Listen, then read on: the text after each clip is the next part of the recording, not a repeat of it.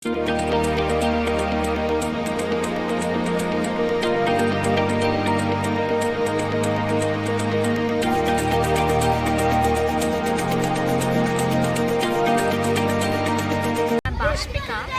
currently grade 7 class teacher, and we are doing a physics and history block now.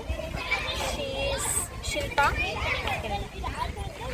I am Shilpa. I live in Pune. I began my journey with Waldorf first as a kindergarten parent, then a homeschooling mother, and now we are growing into a proper Waldorf high school in Pune by the name of H3LF, Head Heart Hands Learning Foundation. And I'm so glad to be here at KOC collaborating with Bashpika once again on a few more blocks.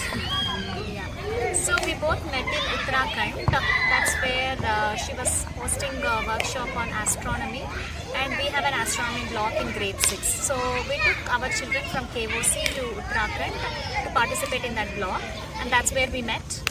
And she's more of a history person, literature, and I'm more of a math and science person. So we came up with this plan to collaborate, to exchange talents and combine both of our classes. She's also a grade 7 class teacher.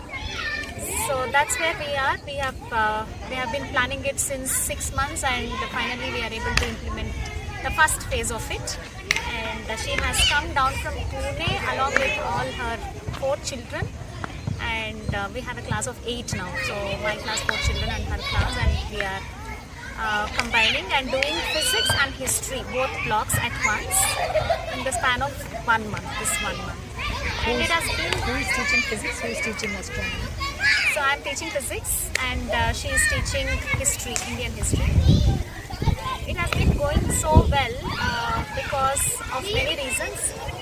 Mostly it is a bigger class now, and the children are inspiring each other, especially in the physics class. They're inspiring each other to inquire into science, so that the inquiry capacities are increasing and they're learning from each other.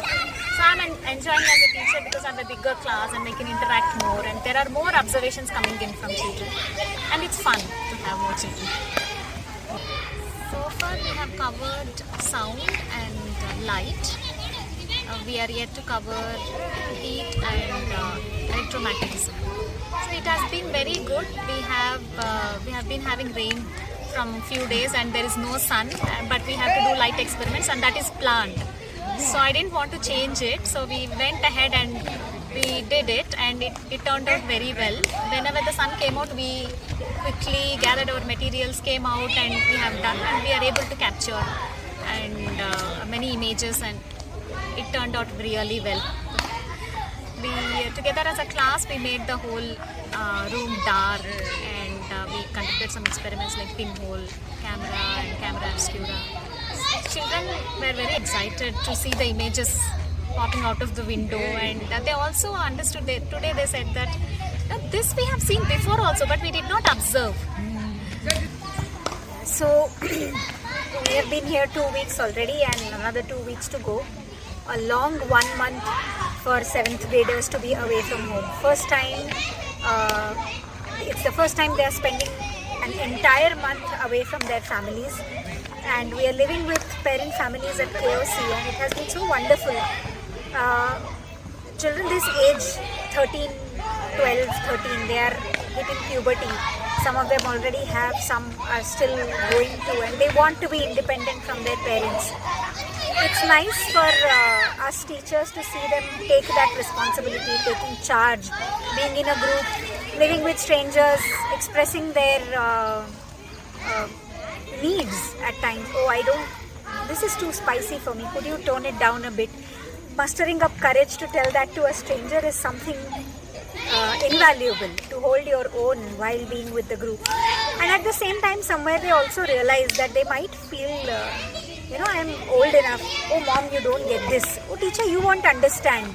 And then suddenly to be with strangers and feel that no, I still at the end of the day I need to talk to my mother. It's a good realization in many ways, and to be supported by loving families who understand all of this, who care for these children as if they're their own. It's lovely. It's like being home, away from home. The first week, children were a little homesick and expressing, oh, can we cut the trip short? Today, after 2 weeks, I asked them this morning, so how many would want to go home? Shall I book some tickets? Anybody feeling that? Nah, I think we can manage. So that's the transformation that is lovely to watch, and we look forward to having children from Bangalore in Pune. So this is the whole idea is also for us to travel to Pune and conduct some blocks there. We are going in November for a chemistry block and Indian history block too. We are going to stay there for around about 4 to 5 weeks. 4 weeks of classes and 1 week of a trip in Pune, around Pune historical places we are going to explore. Ajanta and Ellora caves, and anything else is in the plan. So I'm a dancer, classical dancer turned world of teacher, and so the part of history that we are going to be covering in Pune is the medieval Indian history, from the onset of Islam till the explorations part when the Europeans started coming. And for me as a dancer, it's a very interesting period because the dance style that I learned, I spent half my life learning and performing Kathak, is a fruit of that period in Indian history. So I'm truly looking forward to it, to bringing some music from that era, some dance. Of course, the Mughal art, which our art teacher back home will help bring in through the history lessons, and of course a lot of chemistry. And see how we can tie all of it together with the trip to Aurangabad. It's a unique site, Ellora, which covers about 1,000 years of early and later medieval Indian history, in terms of sculpture, in terms of paintings, in terms of stories. So that's what we are planning. And I'm looking forward to go to Pune and see how KOC children for the first time going there for a month, how they are going to be and how they are going to react or respond to the whole situation.